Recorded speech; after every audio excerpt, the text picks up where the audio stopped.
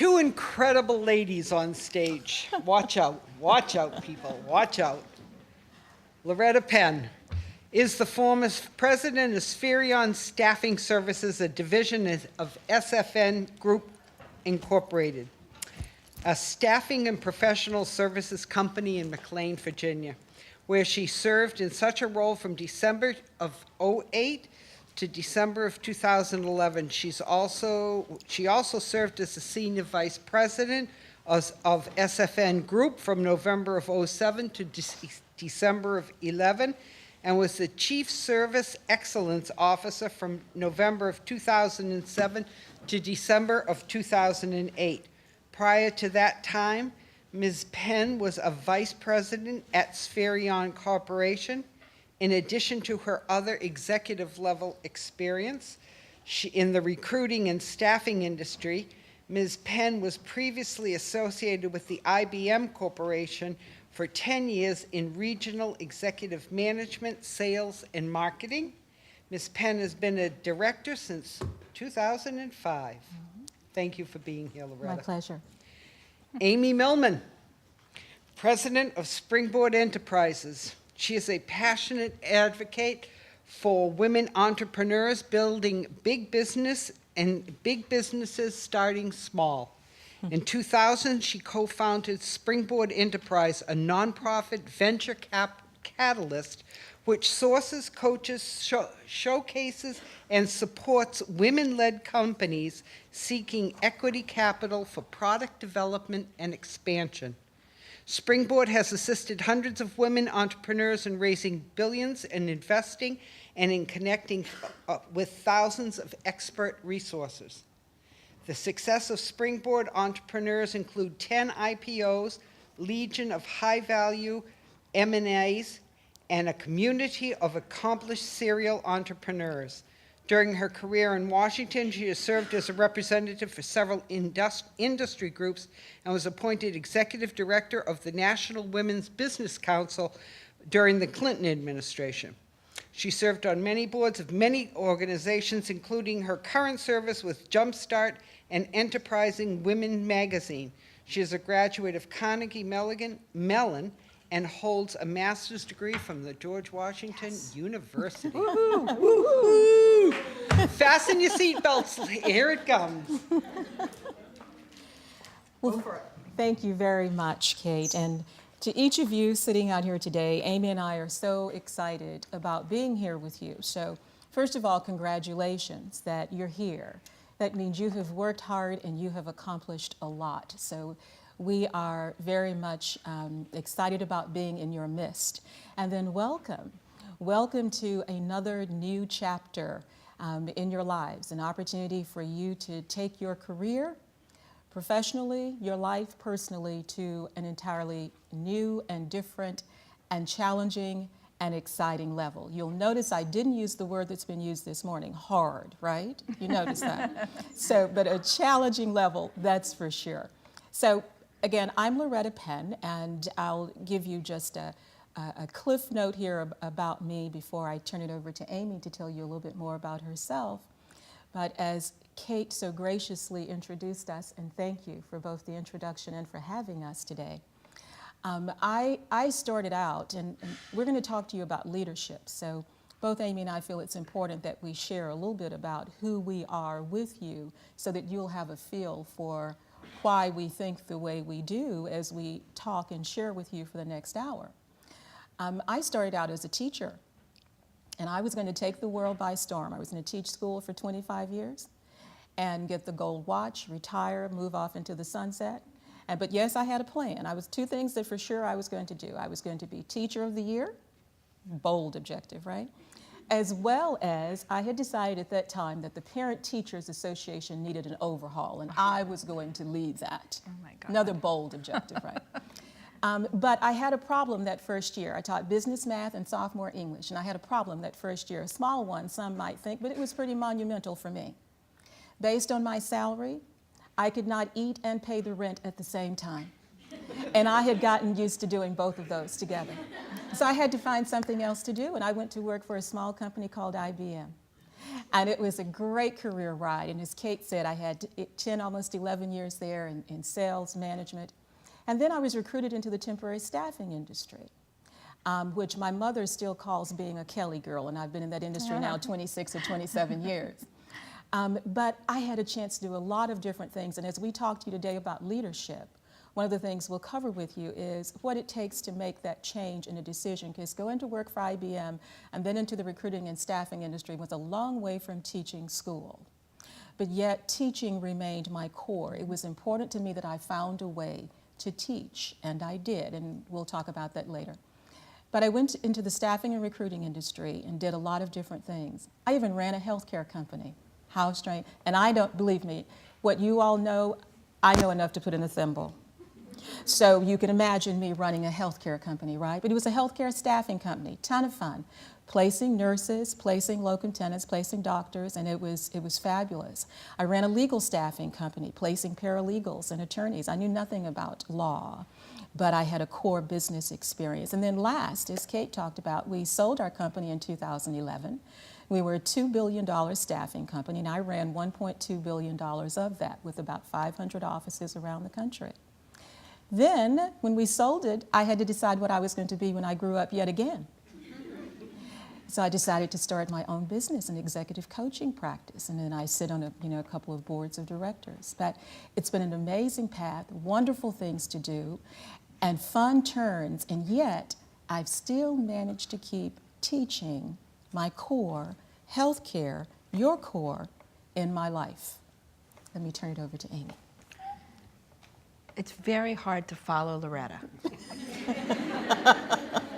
And No. over my entire career, people have said about me, it's not neat and tidy, but it gets the job done. And so I'm looking at Loretta, and you have to see these shoes. They are killer Stop shoes. And I'm sitting next to this woman who has wooed me into this process of learning about this group, which I'm so excited about. That thank you, Kate, for engaging me in this. I can't tell you, there are a lot of things that excite me, but this one in particular is this.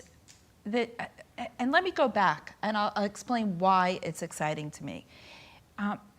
In my early career, actually, in my early career in life, I was born with the letters JD next to my name.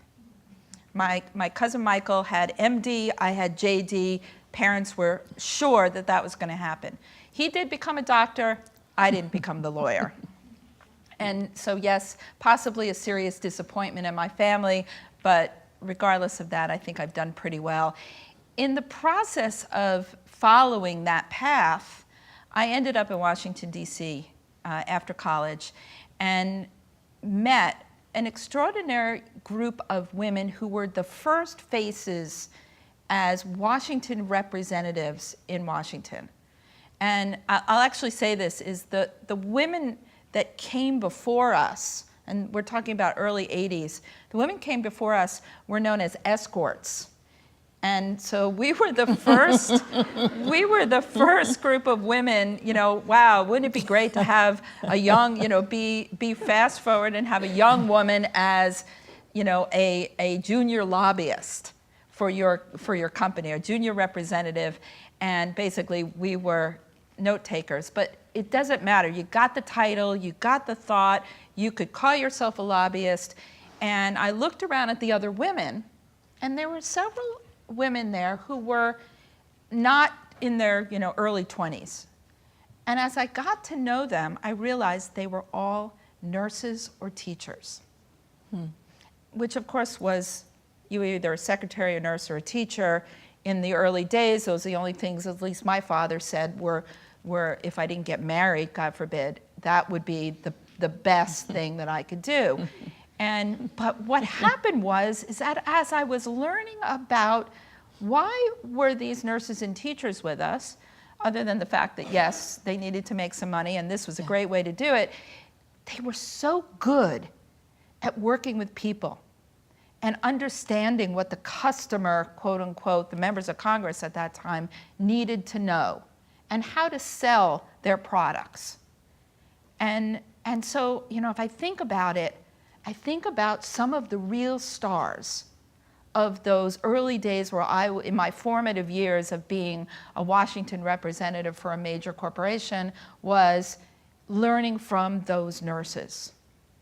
And I can think of about 5 or 6 of them who became heads of some of the pharmaceutical company Washington offices or the trade associations, the nursing association, and they were so impactful that it stays with me to this very day too, and which is why when I talked with Kate and Jean originally, it was this, whoa, I get it because I've witnessed the power of their impact, of their ability to persuade and to problem solve and take charge. So if you fast forward a bunch of years, I went through that whole Washington, I will be the lobbyist and influence, and I won't tell you who I worked for because that will taint your whole idea of me forever, so we'll leave that off. But ultimately, I ended up working, recruited by a bunch of my women friends to run a federal commission on women's business ownership. And I kind of looked at it as, all right, what is this? How many women business owners are out there? What are they doing? And what do they need? And so it's that, for the men in the audience, you'll know it's like the proverbial, what do women want? Well, we figured that out.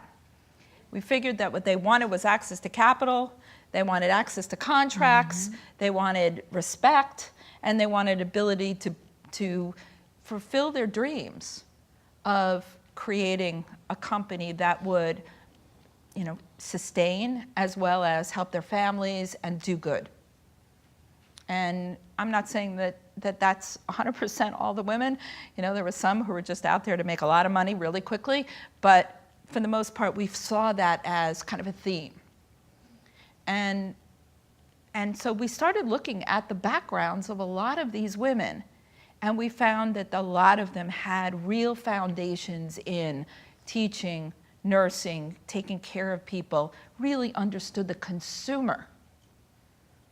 And these days, maybe not, in 99, 2000, but these days, that is a huge asset.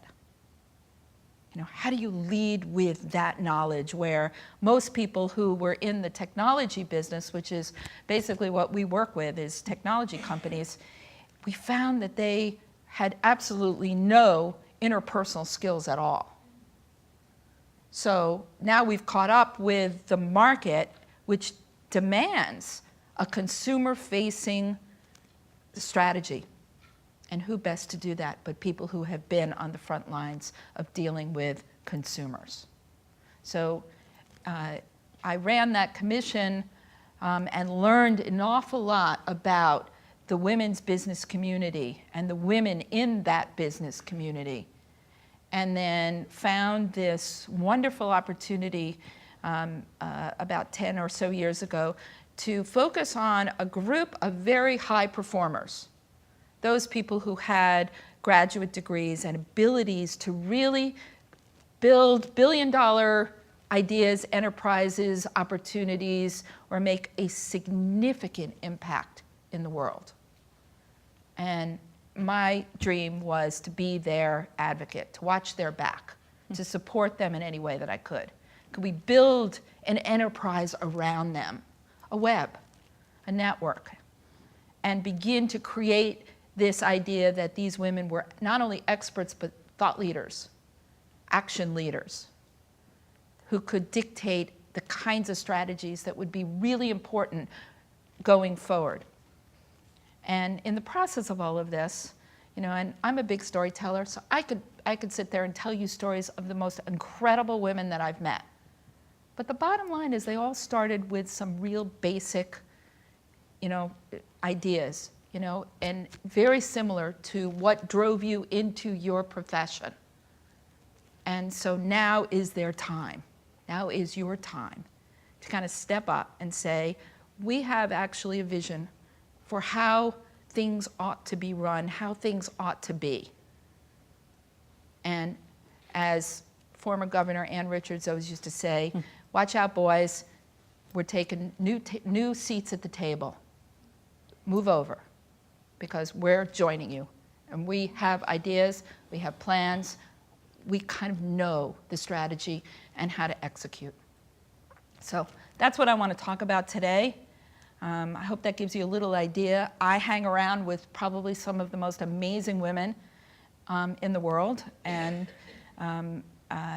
my goal today is to try to convince you to sort of take a little bit of that entrepreneurial DNA and think differently about the kinds of things that you know that is not happening out in the world in your institutions today, and how to influence the change that will make a difference for your customers.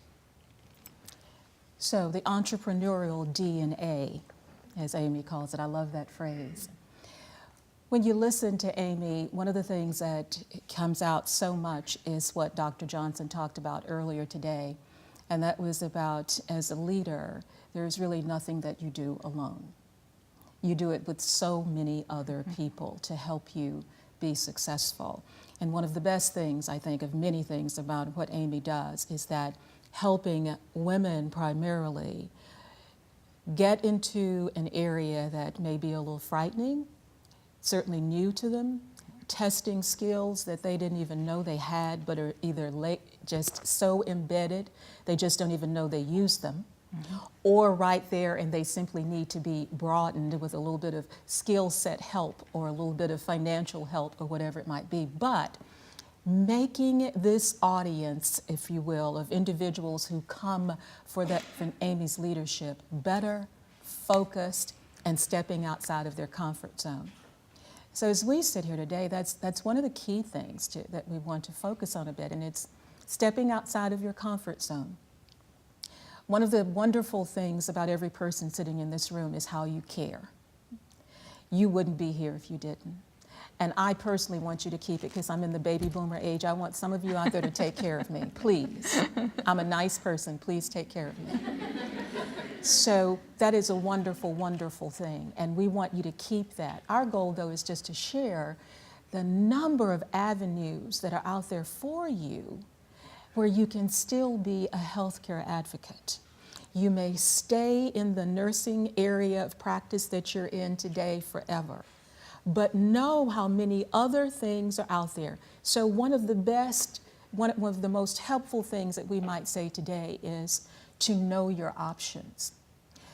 Be smart. Learn what else is available to you. You know, when I look at the statistics all the time about the workforce, because that's what I've done for so many years. And when you look at healthcare, think about it. You may have a lot of hard work to do for the next 2 years, but believe me, it's worth it. Look at your numbers. You look at the number of people in the nursing profession today. You look at this decade, we're talking about 700,000 new jobs in healthcare. We're talking about an area of practice that is touted as being the #1 fastest growth industry till 2035. There's nothing else like that. And then when you look at, we're going to live longer because we want to take better care of ourselves, and we're doing that. So we're going to need your help, hopefully not where we are flat on our backs and ill, but where you're helping us do preventive types of things. So when you saw all of those wonderful individuals that Dr. Johnson showed today up on the screen of pioneers, people who have done amazing things, you look at their path, jigsaw, jigsaw, jigsaw, jigsaw. Yet the thing that was continued to be core was what? It was the caring of people. So keep that, but don't lose sight of that you need to prepare yourselves for all of the other opportunities. So instead of thinking singularly about patient care, keep that as your core. Remember, I talked about teaching. Teaching is still something I do. But think about, what are the offshoots of that? Is it political? Is it something that you can do within an administration? Is it something that you can do about policy? Is it something that you can go to the private sector and do? You know, you think about our Affordable Care Act, whatever it's going to be, however it's going to look, however it's going to shape out, there's a plethora of people in the private sector who's going to need some help in understanding it. and then implementing it within an organization. What can you do there? That might be a little jigsaw off for you, but you must prepare yourselves for that. Dr. Johnson showed you a list today of things, a list of things of how to prepare to become a leader. Well, first it is thinking outside of the box. It's thinking about what else can I do, what will feed my passion. And our goal today is to just say, do it. Think outside of this box. Think outside of this structure that you've put yourself in. And you may stay there because it's wonderful, it's fulfilling, it creates the career path that you want to do.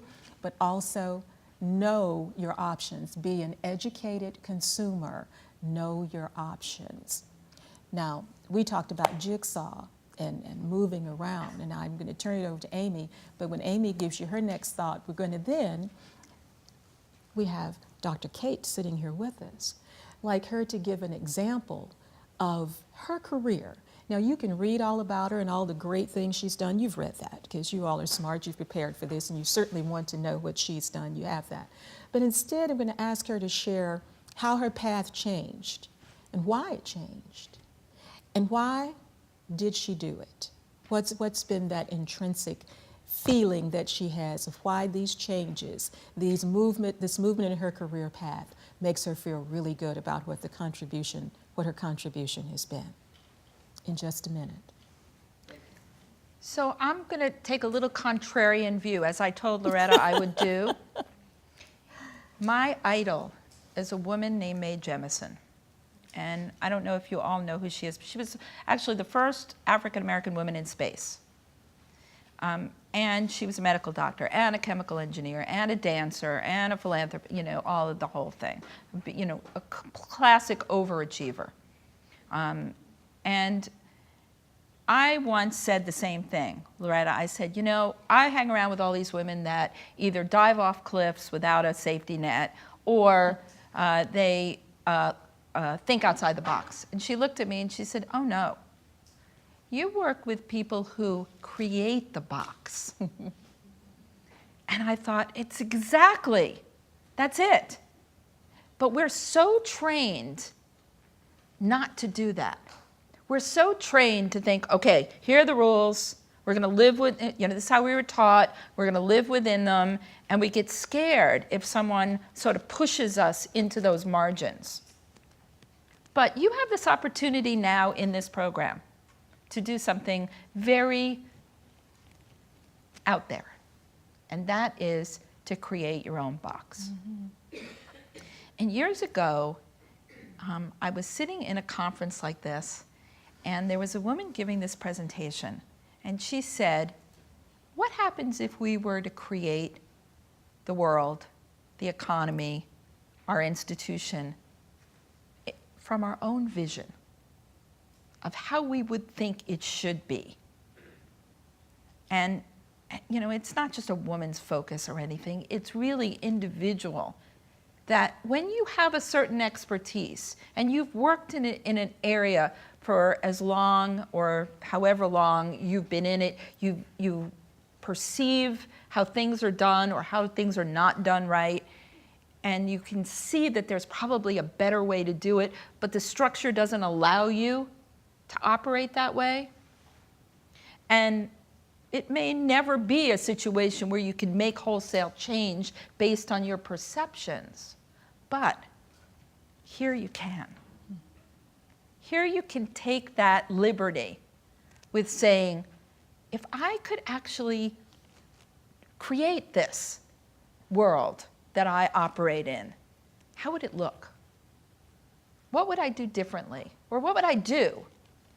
Create the box. Doesn't exist. It's a very empowering, freeing thing. And we've done some interesting focus groups. And so we've had groups of women and we say, all right, tell us what you don't like about your job. Oh, and it goes on. Everybody's got a beef. We all do. I wish that it were like this, or I don't like this, or I can't ever get anybody to pay attention to me. And then you take the other group and you say, all right, if you were to create an environment that would be productive, impactful, and supportive for your ideas, thoughts, and actions, what would it be? And then you get this exciting new way of thinking, well, wait a minute, you know, this is what I would do. This is how I would restructure my department, my institution, my hospital, my doctor's office, whatever it is. And actually, I'm thinking that it wouldn't no longer be called a doctor's office. You know? It's a practice of which you are very seriously, you know, the focal point of caregiving. So I started to think about what I would do, not knowing a lot about your industry or how you do your business, but how I would rethink this, how I would create the box, and then pull from that certain things that I think I could actually help, small baby steps to change the environment. Now, I'll be perfectly honest with you. I have had situations where I bring women into some of our programming and meet with some of our entrepreneurs. And many of them, I would say probably now 40, 50% of them are healthcare entrepreneurs, have left nursing, have left being doctors, have left hospital administration and started their own businesses. And it's very exciting for us. But you know, it's not my goal to like make people leave companies or institutions, but it happens all the time. People, I've been dreaming about doing it this way, and now's my chance. Now I'm going to make, you know, and I don't know if I told you all the story, but there's a woman that used to run, she was like #3 at Fidelity Investments with a graduate degree from Johns Hopkins in healthcare, medical practices, and finance. And I brought her to one of our presentation sessions with our entrepreneurs. And she was a keynote speaker for us. They must have been a sponsor or something. And she got up there and she said, I don't even know what to say. I'm sitting here among, you know, people who are heroes to me. You're doing what I only dreamed possible.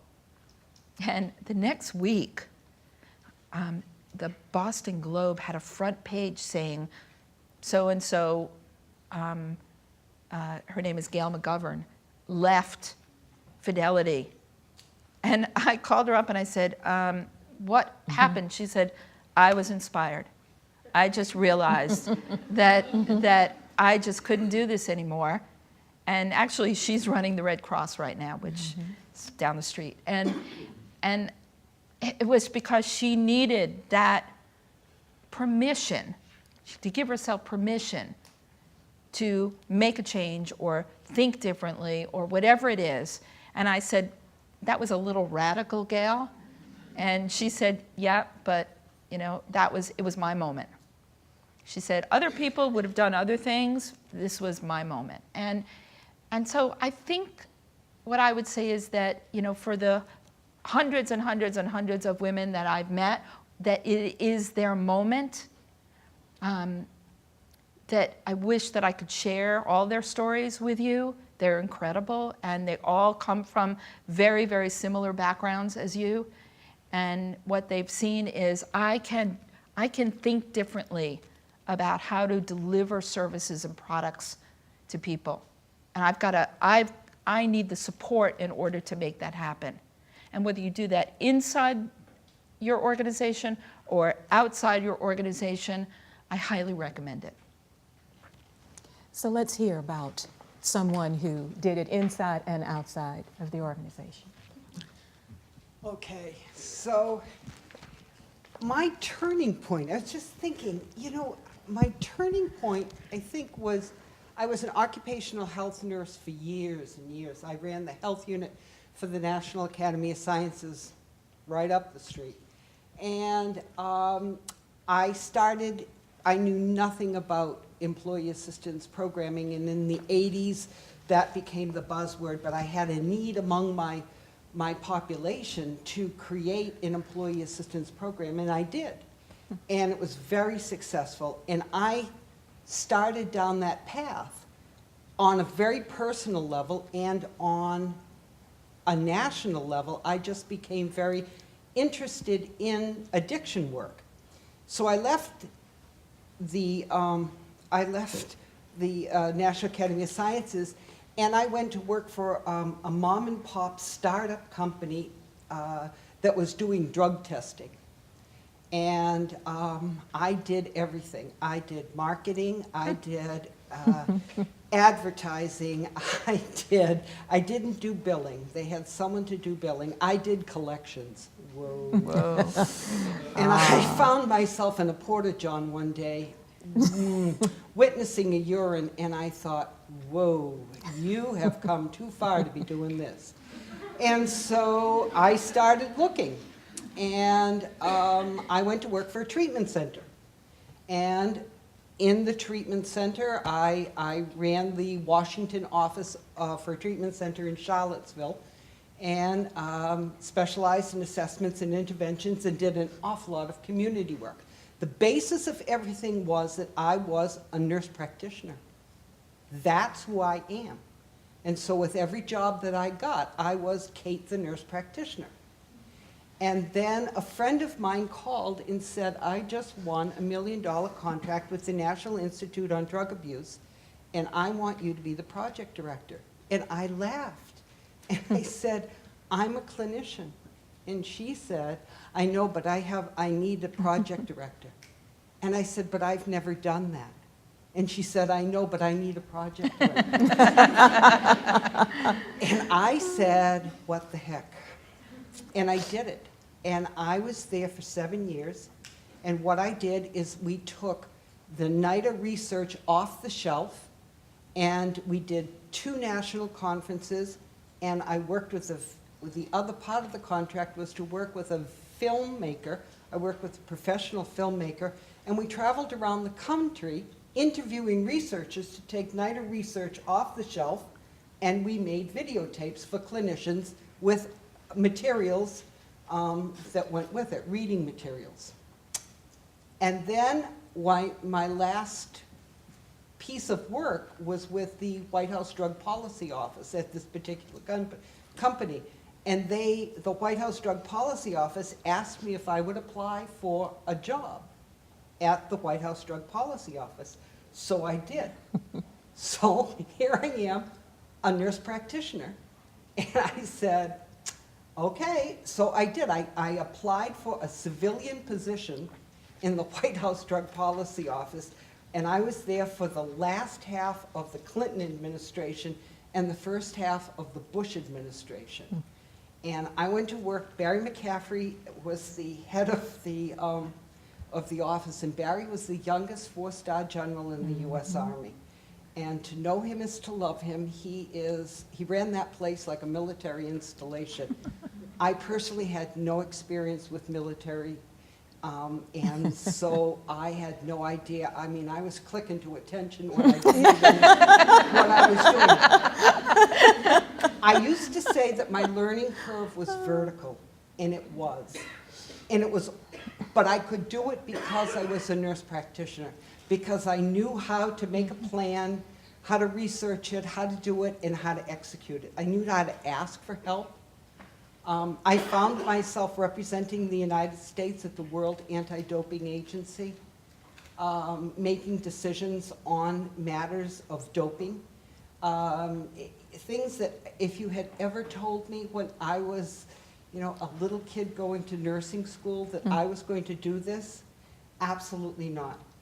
What we talked about before is, why does this happen? It happens because I was ready, because I was open, because I had done a lot of homework inside of myself, and I knew that, yes, I was restless, but I had defined some of my restlessness.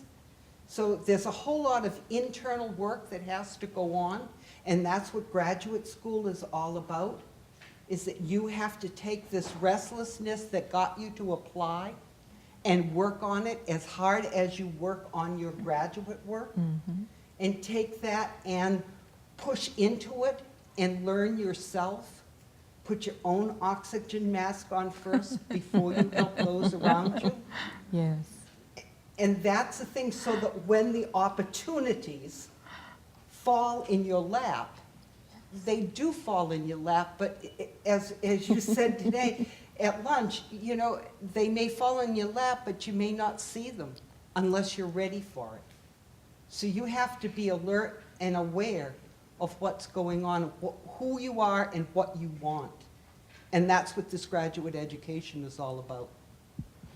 Isn't that a great example of that movement, if you will, that movement around, and the learnings that came from that all along the way to today, to where this incredibly accomplished woman is right now.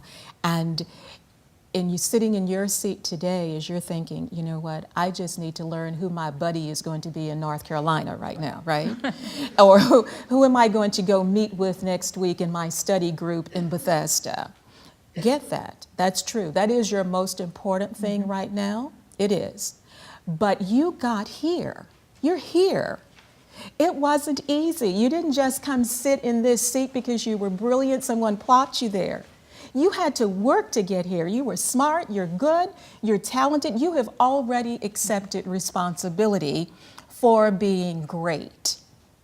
Simply have to plot that process now. And one of the things that I would reiterate that Kate said is that opportunities will fall in your lap. What did Dr. Johnson say this morning? She says opportunities have come to her. And they will come to you as well. They've come to us here on the stage. They will. At the same time, some of these opportunities you want to plan for.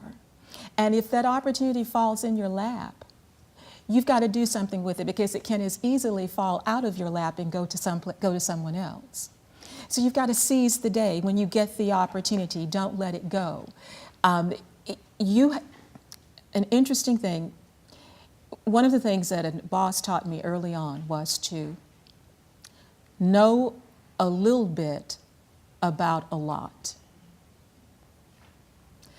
So right now, you're experts in your field, or you're getting there about what you know now in healthcare. As you think about broadening your scope, though, and just think about this career path you just heard from Dr. Kate. Project manager. No, that's not what I do. Project manager is what I need. No, that's not what I do. But project manager is what I need, and I want you. That means that someone saw something in her that said, she hasn't been a project manager, but she has the skill, the competency, and the talent to be one. That's back to creating the box. That's back to thinking outside of the box. You have the skill, the talent, but you have to have the confidence that you can go do it. And seize the day, seize the opportunity, put your arms around it, and do something with it so that the opportunity does not pass you by. Now, I'm going to turn it over to Kate for a few more words, and then we have some very accomplished people in this audience as well, who I want to share some of their career secrets with you so that you can see some more real life examples of where our paths can go. So I always like to leave people with some big lesson or, aha moment that I had. Back in the day when I was a lobbyist, I had a group of other women lobbyists. There wasn't a very large group in that day, but we kind of banded together to kind of mentor each other. And because honestly, most of the lobbyists in town at the time were men, and it wasn't very comfortable. They didn't feel comfortable mentoring the women. I think their wives weren't happy with that. But so we mentored each other. And the thing is we didn't have a whole lot of influence, and we didn't have a whole lot of access to opportunities. We were able to do the information, get the information, share that with each other. If I couldn't make it to a congressional hearing, somebody else could. I could call them up. We used that network pretty extensively and created that over the years, starting from about 20 women to being a group of men and women of over several thousand. And I'm sure that they continue to build that network to this day. So I use that as kind of a nugget of, not just building an organization to build an organization, not just helping women with great ideas and products get funded so that they could grow billion-dollar businesses, but to create an expert network. And somebody said to me a long time ago that the most important thing you could do is create your own personal advisory board. It doesn't matter where you are in your career, but the most important thing is to find a group of people who you can refer to for questions, your concerns, your needs. It's like you ask your husband or your wife or your parents or an educator, somebody that you're working. You usually don't go to your bosses, but people who will who will be truth tellers and provide you with that nugget that you need to help you think through a problem or think through an opportunity or a challenge. And I'm always amazed at how many people do not create these sort of ad hoc advisory councils around them. And I don't see how anybody could sort of go forth, into the frontier without that. You've got to have supporters. You've got to have people that are watching your back. You have to have people that could, be a sounding board. And so for every time we work with an entrepreneur for a company, we say, all right, who's your board? Not your company board, but your personal advisory board.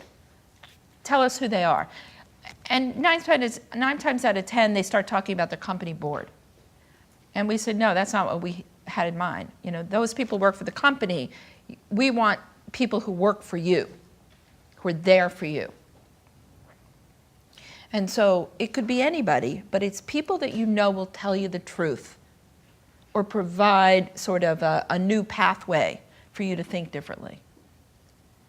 And throughout your entire career, that group is not probably going to be the same. But you have to keep replenishing it with, what's the next milestone? What's the next thing I need to learn or know about? And all of the really, really successful people that I've met have that group around them.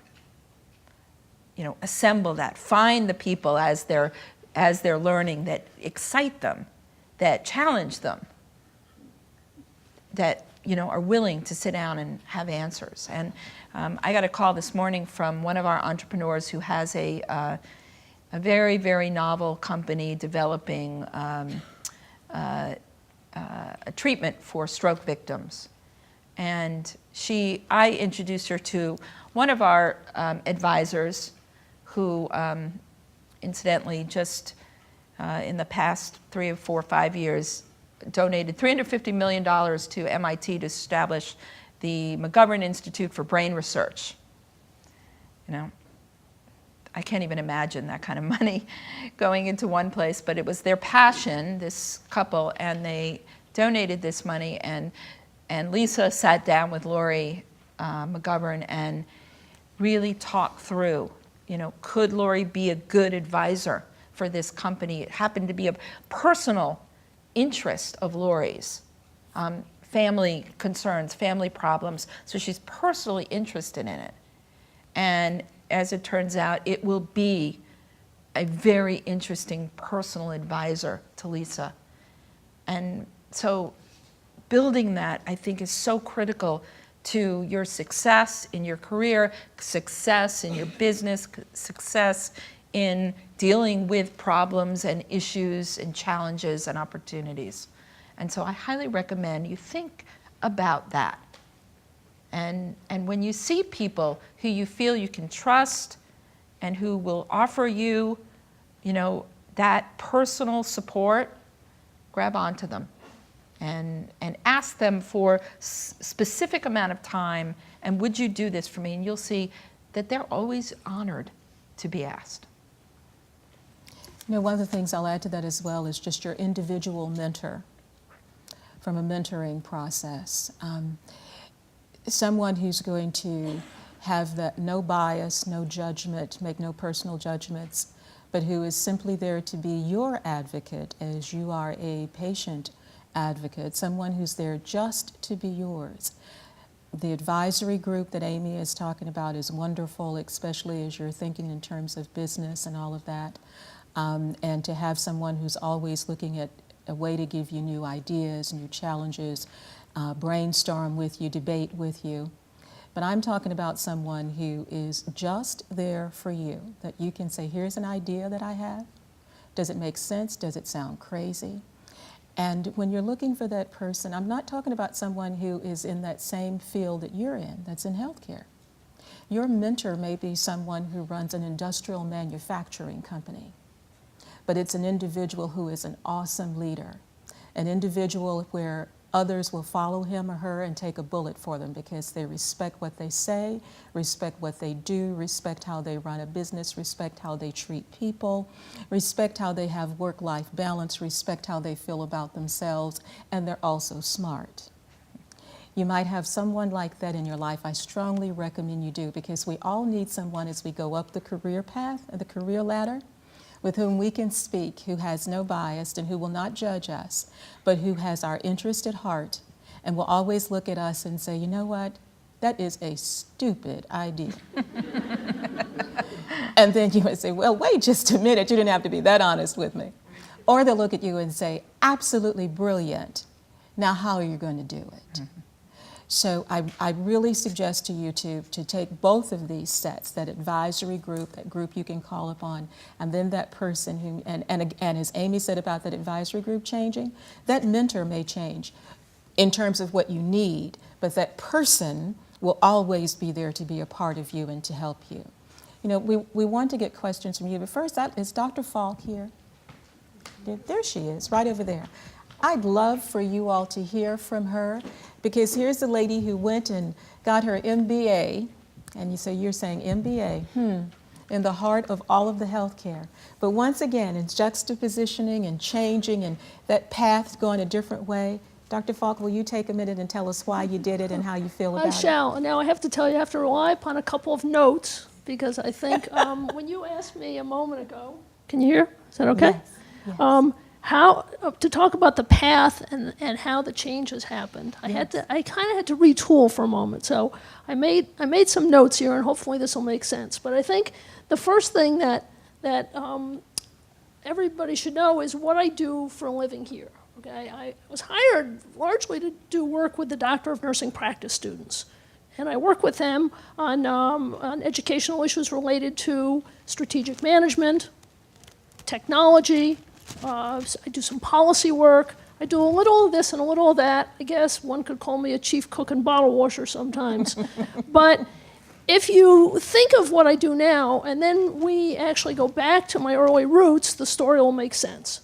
So I grew up in a family business. And my dad, my family was in the mattress manufacturing business. And my dad never had a day of college education. He built a factory, but also a retail sleep shop business.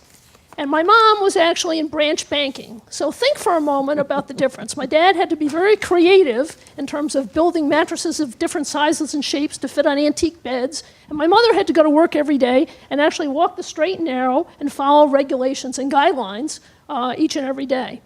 And so when it was time for me to go off to school, I had a sense I wanted to work in the healthcare field. And ended up, I went into the hospital for an appendectomy, wanting to be a nutritionist, and I came out wanting to be a nurse. Very cool. It happened in my junior year of high school, and so sometimes things happen at the right time and place.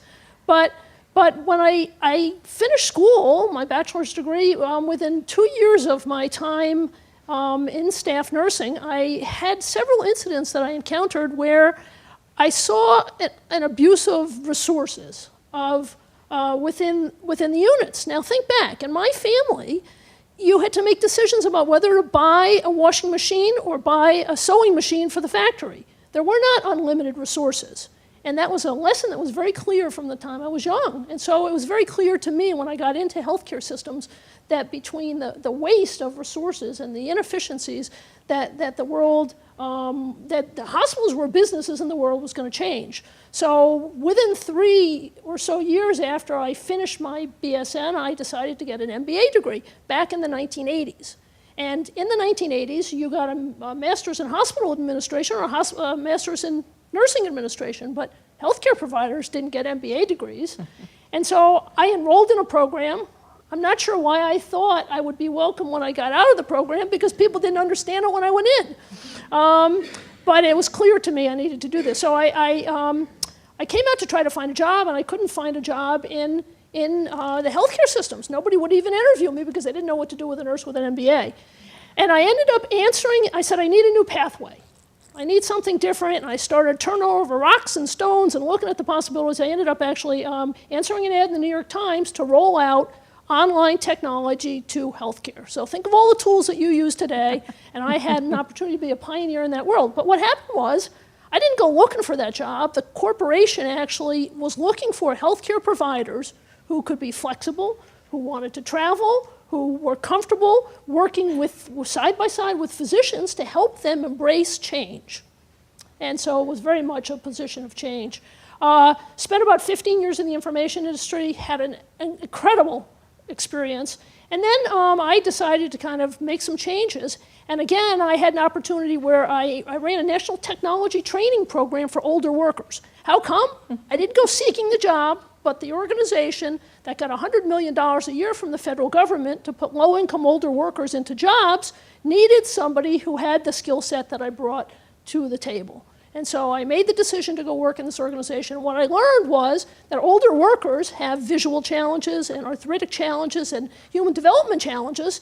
And in that experience, what happened was, as I was building programs and wanting to do it based on evidence, and recognizing how vulnerable we were with a $100 million a year budget that could disappear at any time, I made a commitment to understanding more about evidence to build programs and more about policy to ensure the long-term health and well-being of what we did. So went back to school for PhD in nursing with a focus in aging and policy, but made a commitment to learning more about policy. And during my PhD program, I actually applied for 2 times. First time I wasn't selected, but the second time I was selected to be the John Hines Senate Fellow in Aging Policy, and had an opportunity to work for a year in the office of Senator Jeff Bingaman of New Mexico, working on issues related to Social Security, Medicare, Medicaid, all the issues that are germane to the health and well-being of people that you and I encounter in terms of patient care every day. So, the end of the story goes like this. I spent a year in policy. I came out, I went back, finished my PhD, was not sure where I was going to go, and I got a call from somebody here at George Washington University.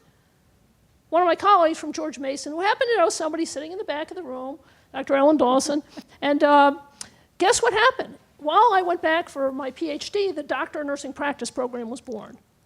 And my resume would have been of no interest to anybody had the DNP not been born.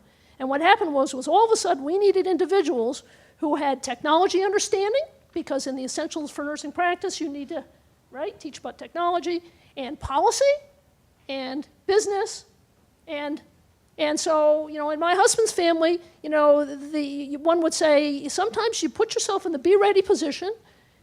If you're in the be ready position, you also be open to opportunity, be persevering, be flexible, and be willing to take on and step up into leadership roles and other opportunities as they develop. Fabulous. That help? That helped a lot. Thank you for that. Thank you. Yet another fabulous example of the jigsaw, isn't it? And all of the different paths that you can take. Now we have just a few minutes left, and we'd love to open the floor up for questions. If anything that you would like to ask of any of us who have spoken, Amy and myself, or any of our distinguished, talented ladies here, executives who have spoken with you as well. So think about that. Let me just add one thing while we're waiting for the hands to go up. And that is that as you've listened to Dr. Kate, to Dr. Falk, Dr. Nancy here, these are ladies that would just be wonderful candidates for board of director positions. And I just throw it out to you when you think about career paths, that today, in today's world, 2013, only 16.6% of the directors on Fortune 500 boards are women. And the irony of that is that that statistic has not changed in the last 7 years. And yet as we sit in this room, we see that there are amazing women in this room worthy of a Fortune 500 company board. Now, it's not easy getting on a board. I can attest to that. I sit on a public board today. One of the most difficult things to get on a public board is getting on it. Not necessarily what you do when you get there, you know that. It's getting on it, the process of getting on it. But I throw out to you that, once again, we talk about opportunity. When the opportunity comes, that you seize it. I sit on a utility board. Before I got on there, I knew how to turn the lights on and turn my stove on, but that was it. But now I know a lot more about utilities. But it's about having the opportunity. And again, we're talking career paths, we're talking about creating the box. Well, being a board member is part of a box. And I just thought about that as I had this opportunity to listen to these two ladies who sit here with this university, ladies who are sitting in the back, whom we're going to run out of time and won't have a chance to hear about their path. But deans, doctors, all of the wonderful titles, so worthy of a board seat. Now let me open it back up again. Questions, anything that from the audience that you would like to ask? There must be something. Yes. So I hear all these opportunities that you have. Okay, and I know I'm local. I don't need that. I'm pretty loud. So you have all these opportunities in DC, and now mind you, I'm fairly local. I'm in Maryland, but I know there's other people that don't have the resources that are here in DC, that are here in Maryland, and even in Maryland. I mean, I've been in oncology nursing for 17 years, and I can't say that I have ever been exposed to a lot of those resources that you're saying. So trying to figure out how to get myself there, how somebody who doesn't even have what DC offers here to get there, how do you go about getting there? You know, the interesting thing about that question is that you know, I'll tell you the difference between and men. You'll have to, maybe you'll validate this. So my husband never asked that question. My husband just assumes that everybody's going to want him to be sitting on boards or being the CEO of something. It's an astonishing thing, and I've been married to him for almost 30 years, and I still can't figure out why he thinks that. But he does, and he always has. It's just, and he doesn't question it. But every woman that I've ever met, for the most part, has asked that question. How do I do that? Why? Oh, and behind that is almost, why would they pick me? Even though it's never said. And so what we often say is, assume the position. Be out there. Sometimes you have to go to places where it's not just your natural community. It's something else that could really be of value, having you on their board or having you in their midst. Something completely different. So I use the Starbucks example.